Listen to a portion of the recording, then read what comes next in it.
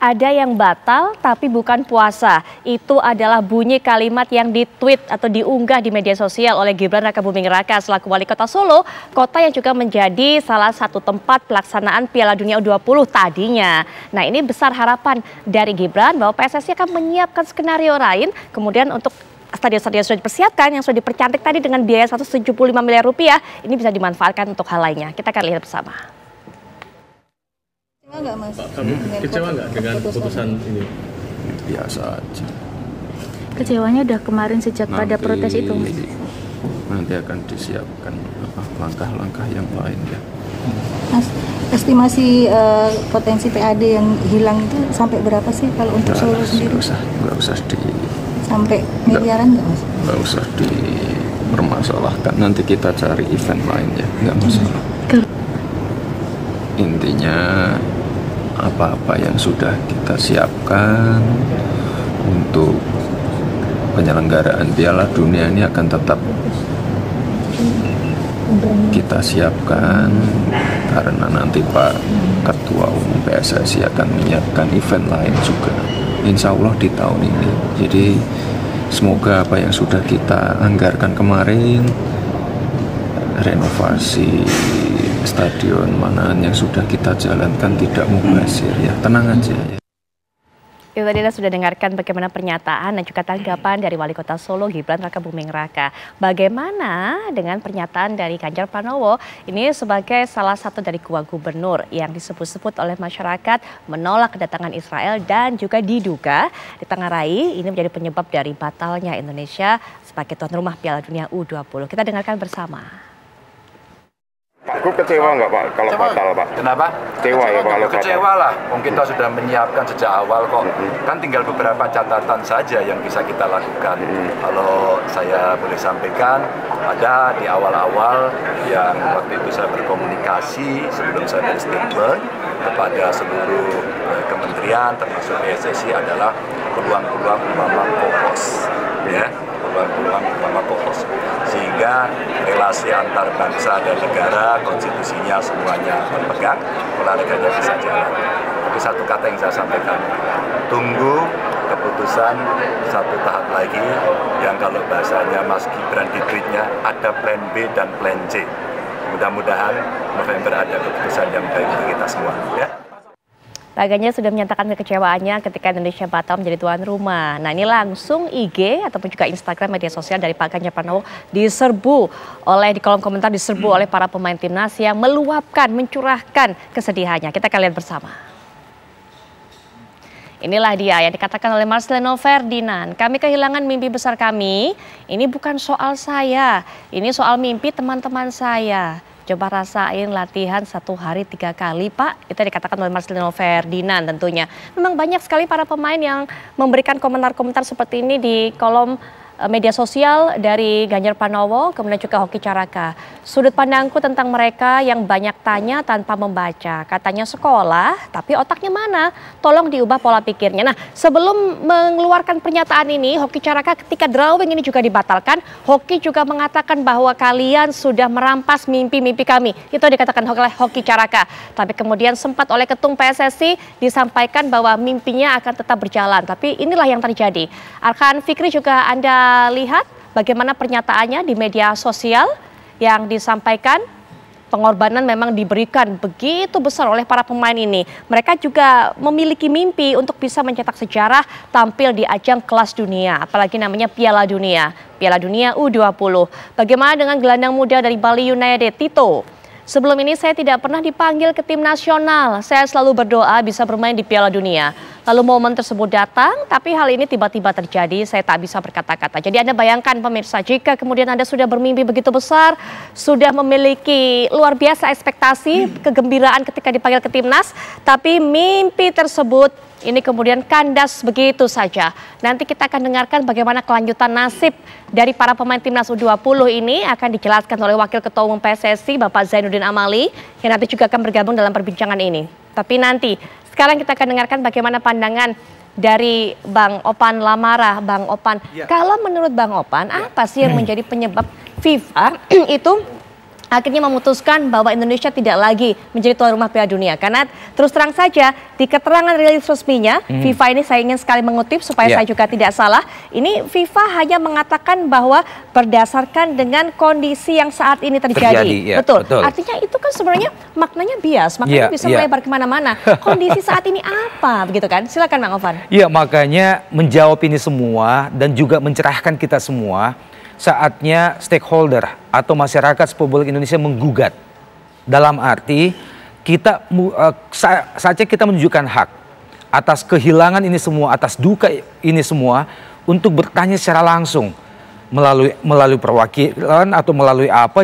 Jika kita tidak terlalu bisa mengandalkan PSSI atau pemerintah lagi, kita bisa langsung misalnya ke FIFA, minta mereka untuk berterus terang. Ini apa sebenarnya penyebabnya? Saya termasuk dalam arus masyarakat Indonesia, terutama pencinta sepak bola, yang hingga beberapa hari yang lalu itu masuk ke dalam pemikiran bahwa bisa jadi semua ini terjadi karena faktor Israel.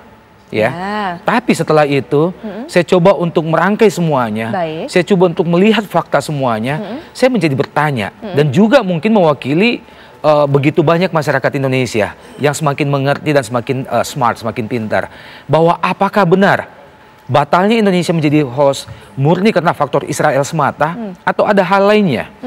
Saya ingin mencoba untuk mengajak kita sedikit melihat situasi dan fakta yang ada seperti ini misalnya.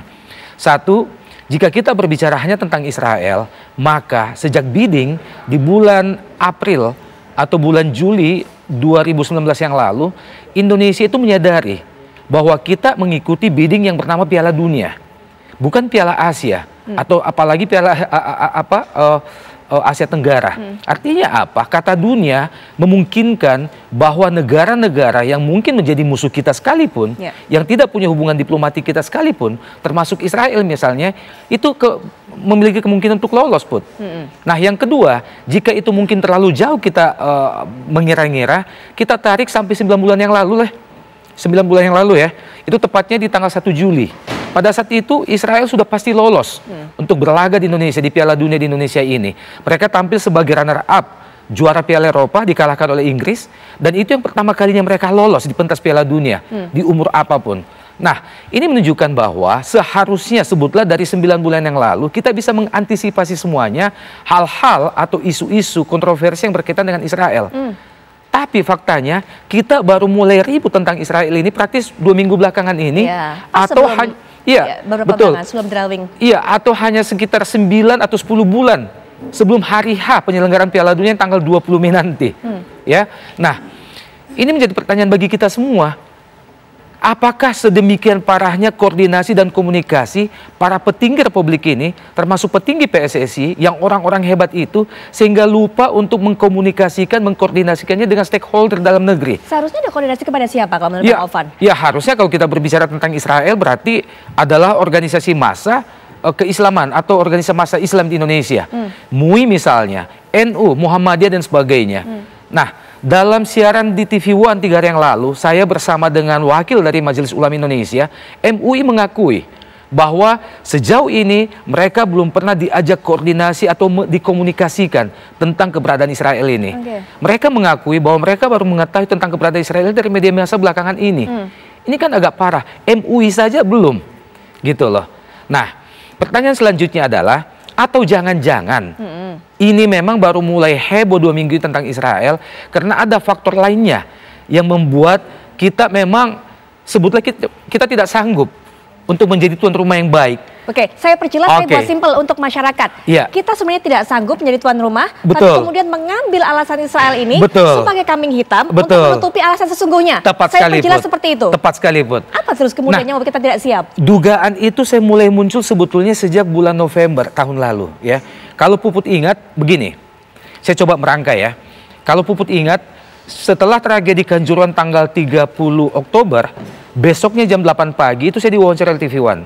Saya mengatakan ada 2 efek yang sungguh besar yang konsekuensi akan kita tanggung kemudian. Pertama adalah besar kemungkinan FIFA akan memban kita atas hilangnya ratusan nyawa itu. Yang kedua, besar kemungkinan kita akan kehilangan kesempatan sebagai tuan rumah Piala Dunia U20. Itu saya berbicara pada saat itu. Dan ini terbukti.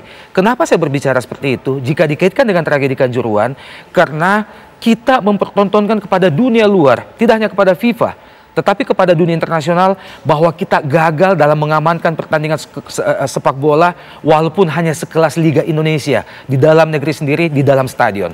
Itu yang pertama. Yang kedua, tapi kedatangan Gianni Infantino kemudian 1 bulan kemudian mengunjungi presiden, memberikan garansi, memberikan jaminan kepada kita bahwa Piala Dunia itu masih tetap akan lanjut di Indonesia. Betul. Kita pun optimis. Tapi pada akhirnya menyangkut Kanjuruhan ini, saya kembali pesimis setelah proses penegakan hukum, proses persidangan, dan hasilnya seperti yang kita ketahui, itu membuat orang semua sangat kecewa, terutama para korban. Nah, lagi-lagi dari sisi HAM, dunia luar juga pasti akan menyoroti ini, bahwa kita gagal dalam hal penegakan HAM. Itu tentang kaitannya dengan tragedi Kanjuruhan. Nah, sekarang kita berbicara tentang kesiapan yang lain. But, ini adalah agenda terbesar dalam dunia olahraga yang pernah diadakan di Indonesia. Sebutlah sejak PSSI hadir. Baik. Ya, Piala Dunia Usia 20. Agenda kedua terbesar FIFA setelah Piala Dunia Senior seperti yang berlangsung di Qatar beberapa waktu yang lalu. Baik. Atau ini menjadi agenda olahraga terbesar kedua setelah Asian Games 2018 yang lalu. Artinya apa? Kita jika persiapan memang matang, jika tanda-tanda persiapan itu memang siap, harusnya Indonesia dalam hal ini pemerintah dan juga PSSI sudah melakukan promosi besar-besaran sejak beberapa bulan yang lalu. Saya ingat waktu ASEAN Games saja sudah Betul, jauh-jauh hari untuk promosi. 1 tahun sebelumnya, 1 tahun sebelumnya kita udah mulai gegap gempita dengan promosi ASEAN Games. Atau kalau kita melihat misalnya Olimpiade di Tokyo, itu bahkan mereka mempromosikan 2 tahun sebelumnya.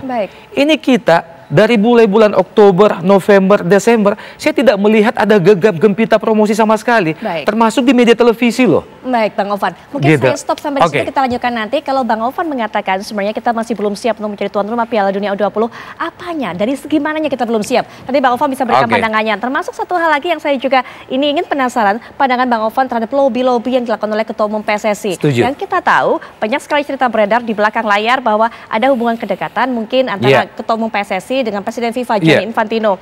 Harusnya approach-nya bisa berjalan dengan lancar. Tapi apa yang kita lihat sekarang itulah hasilnya. Nanti mungkin Abang bisa berikan pandangan mengenai hal ini. Kita akan jeda sejenak dan kami akan segera kembali saat lagi.